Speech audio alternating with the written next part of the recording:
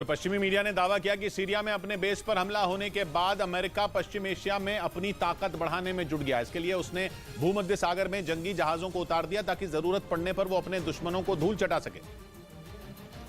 क्योंकि 23 मार्च को ईरान के समर्थन वाले चरमपंथी लड़ाकों ने सीरिया में मौजूद अमेरिका के एक बड़े बेस पर हमला किया था, जिसमें अमेरिका के कुछ सैनिक घायल हो गए थे। बदला लेने के लिए अगले दिन यानी 24 मार्च को अमेरिका ने एयर स्ट्राइक कर ईरान के समर्थन वाले 16 चरमपंथी लड़ाकों को ढेर कर दिया था। पश्चिमी मीडिया के मुताबिक अमेरिकी एयर स्ट्राइक से ईरान बुरी तरह से भड़क गया था और उसने बाइडेन को और भी बड़े हमले की धमकी दे दी थी। इसी वजह से पश्चिमी मीडिया ये दावा कर रहा है कि ईरान की धमकियों और उसके चरमपंथी लड़ाकों से निपटने के लिए अमेरिका ने भूमध्य सागर में स्ट्राइक ग्रुप यानी जंगी जहाजों का बेड़ा उतार दिया ताकि ईरान या फिर उसके समर्थन वाले चरमपंथी लड़ाकों की तरफ से हुए किसी भी हमले का जोरदार जवाब दिया जा सके। इससे पहले अमेरिका अपने खतरनाक F-15 लड़ाकू विमानों को भी सीरिया में तैनात कर चुका है, जो बेहद खतरनाक बमों और मिसाइलों से लैस है।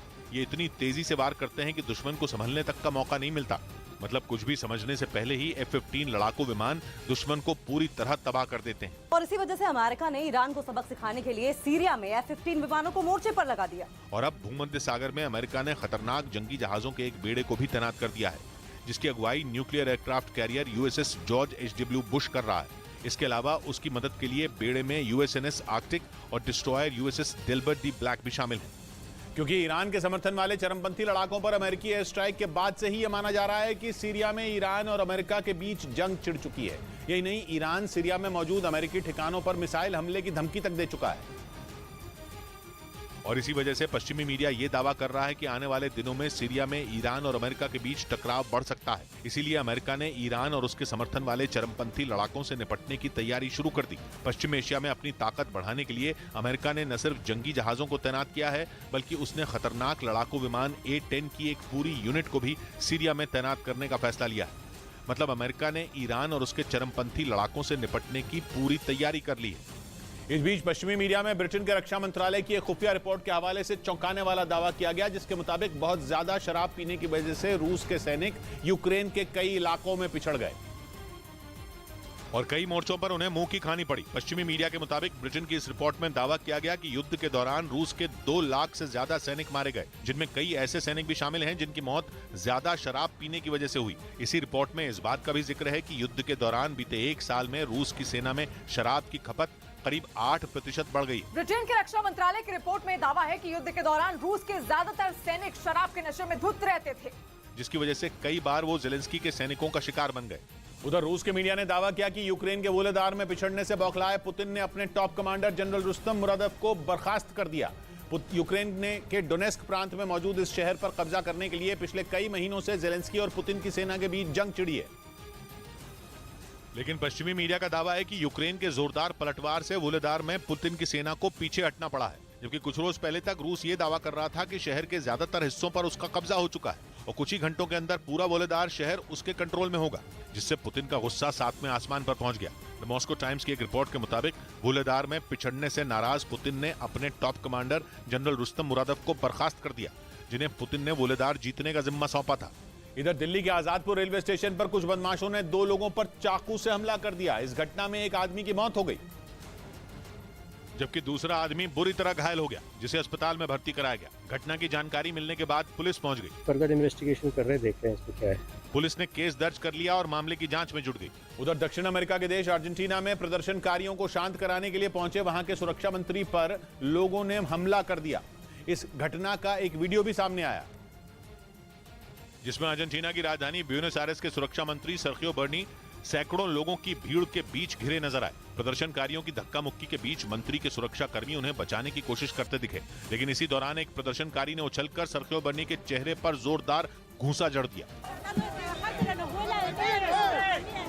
गुस्साए प्रदर्शनकारियों ने मंत्री की ओर पत्थर भी फेंके। यह हंगामा काफी देर तक चलता रहा। हालांकि बाद में सुरक्षा कर्मियों ने कड़ी मशक्कत के बाद मंत्री को वहां से सुरक्षित बाहर निकाल लिया। जानकारी के मुताबिक अर्जेंटीना की राजधानी ब्यूनस आयर्स में कुछ बस ड्राइवरों ने अपने साथी की हत्या के विरोध में एक सड़क को बंद कर दिया था, जिसके बाद वहां के सुरक्षा मंत्री सर्खियो बर्नी उन प्रदर्शनकारियों से बात करने के लिए पहुंचे थे।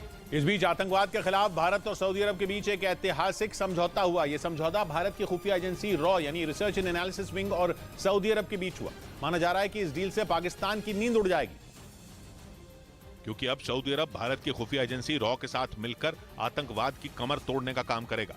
यानी सऊदी अरब आतंकवाद के खिलाफ लड़ाई में भारत का एक अहम साथी बन जाएगा, क्योंकि रॉ और सऊदी अरब के बीच आतंकवाद से लड़ाई पर एक ऐतिहासिक समझौता हुआ है, जिसके मुताबिक सऊदी अरब की सुरक्षा एजेंसी भारतीय खुफिया एजेंसी के साथ मिलकर काम करेगी और दोनों आतंकी घटनाओं और उसकी फंडिंग पर लगाम लगाएंगी। कुछ रोज पहले भारत और सऊदी अरब के बीच हुई इस डील को वहां की कैबिनेट की मंजूरी भी मिल गई, जिसके बाद ये माना जा रहा है कि पाकिस्तान की नींद उड़नी तय है।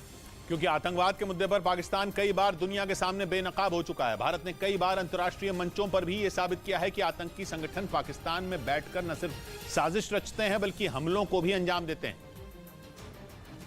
और इसी वजह से कई बार दुनिया भर में पाकिस्तान की भद्द पिट चुकी है, लेकिन इस बार उसे बहुत तगड़ा झटका लगा है, क्योंकि उसका दोस्त सऊदी अरब आतंक के खिलाफ लड़ाई में भारत के साथ खड़ा हो गया, जिसकी तरफ पाकिस्तान बड़ी उम्मीद भरी नजरों से देख रहा था। और वो ऐसा मान रहा था कि सऊदी अरब उसे भारी भरकम रकम देकर दिवालिया होने से बचा लेगा।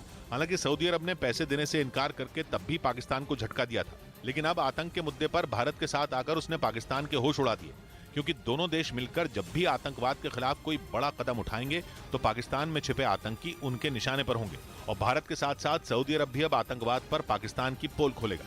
इधर मुंबई में तंत्र मंत्र के जरिए बच्चे को मारने की धमकी देने के आरोप में पुलिस ने एक आदमी को गिरफ्तार कर लिया, क्योंकि आरोप है कि वो आदमी तंत्र मंत्र के जरिए पड़ोसी के इकलौते बच्चे को मारने की योजना बना रहा था, जिसका सीसीटीवी वीडियो भी सामने आया। उसमें एक आदमी घर के सामने कुछ करता दिखा। पुलिस के मुताबिक ये वही आदमी है जो बच्चे को मारने का प्लान बना रहा था। वो लकड़ी के ऊपर ये लिखा हुआ है कि एक ही लड़का है, ओपी ऊपर जाएगा। पुलिस ने इस मामले में आरोपी के खिलाफ केस दर्ज कर गिरफ्तार कर लिया और उससे पूछताछ शुरू कर दी। उधर पश्चिमी मीडिया के मुताबिक रूस की फौज ने यूक्रेन के ओडेसा शहर में बड़े पैमाने पर ड्रोन अटैक किए। दावा है कि रूस के ड्रोन हमले वहां पूरी रात जारी रहे और इन हमलों में ओडेसा के बंदरगाह को भी निशाना बनाया गया। पश्चिमी मीडिया के मुताबिक रूस की फौज ने काला सागर के किनारे पर बसे यूक्रेन के ओडेसा शहर पर एक के बाद एक 17 ड्रोन लॉन्च किए। हालांकि यूक्रेन के रक्षा मंत्रालय ने दावा किया कि रूसी ड्रोन के ओडेसा की सरहद में दाखिल होते ही उनके एयर डिफेंस सिस्टम एक्टिव हो गए और उन्होंने रूस के 17 में 14 ड्रोन को हवा में ही तबाह कर दिया। लेकिन इसी दौरान रूस का एक ड्रोन ओडेसा की एक इमारत से टकरा गया, जिससे इमारत में आग लग गई। हालांकि दमकल कर्मियों ने वक्त रहते आग पर काबू पा लिया, जिसकी वजह से इस घटना में कोई भी घायल नहीं हुआ। इस बीच यूक्रेन में पुतिन के कब्जे वाले मेलिटोपोल में रूस के एक अधिकारी की कार में धमाका हो गया। इस विस्फोट में वो बुरी तरह घायल हो गए और उनकी कार के परखचे उड़ गए, जिसका एक वीडियो रूस की ओर से जारी किया गया, जिसमें सड़क पर काफी दूर तक मलबा बिखरा नजर आया और विस्फोट की वजह से कार के दरवाजे टूटे दिखे। बताया गया कि धमाका इतना तेज था कि इसकी आवाज काफी दूर तक सुनाई दी, जिसके बाद रूस की जांच एजेंसी के लोग वहां पहुंचे और पुतिन के करीबी अधिकारी मक्सिम जुब्रिफ को गंभीर हालत में अस्पताल भेजा। थोड़ी देर बाद इस धमाके की जिम्मेदारी मेलिटोपोल में यूक्रेन की सेना के साथ मिलकर काम करने वाले एक संगठन ने ली।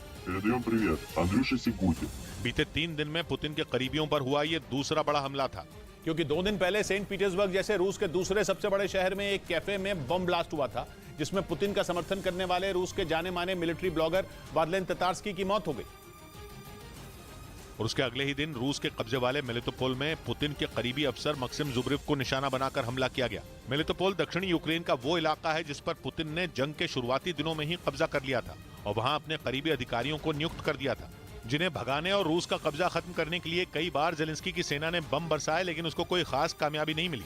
कहा जा रहा है कि इसलिए वो अब रूस के बड़े अफसरों को टारगेट कर रहे हैं। इधर महाराष्ट्र के नांदेड़ में 4 साल के एक बच्चे ने गले में लटके लॉकेट को निगल लिया। इस घटना के बाद उस बच्चे को अस्पताल में भर्ती कराया गया, जहां डॉक्टर ने समय रहते गले में फंसे लॉकेट को किसी तरह बाहर निकाला। जानकारी के मुताबिक बच्चे ने करीब 3 सेंटीमीटर के लॉकेट को निगल लिया था। उधर यूक्रेन के राष्ट्रपति जेलेंस्की चर्नीव पहुंचे, जहां उन्होंने जर्मनी के वाइस चांसलर रॉबर्ट हाबेक के साथ एक मिलिट्री अस्पताल का दौरा किया, जहां उन्होंने युद्ध में जख्मी हुए जवानों से मुलाकात की। जेलेंस्की हर एक जवान के बेड तक पहुंचे, उनसे हाथ मिलाया और उनका हालचाल पूछा। जेलेंस्की ने जवानों को उनकी बहादुरी के लिए मेडल भी दिए। तो युद्ध के हालात में जान जोखिम में डालकर ड्यूटी निभा रहे अस्पताल कर्मचारियों के साथ तस्वीरें भी खिंचवाईं। जेलेंस्की ने चर्निव में रूस पर क्रूरता करने का आरोप लगाया और रॉबर्ट हाबेक समेत दुनिया के तमाम नेताओं को शुक्रिया कहा जिन्होंने यूक्रेन का दौरा किया।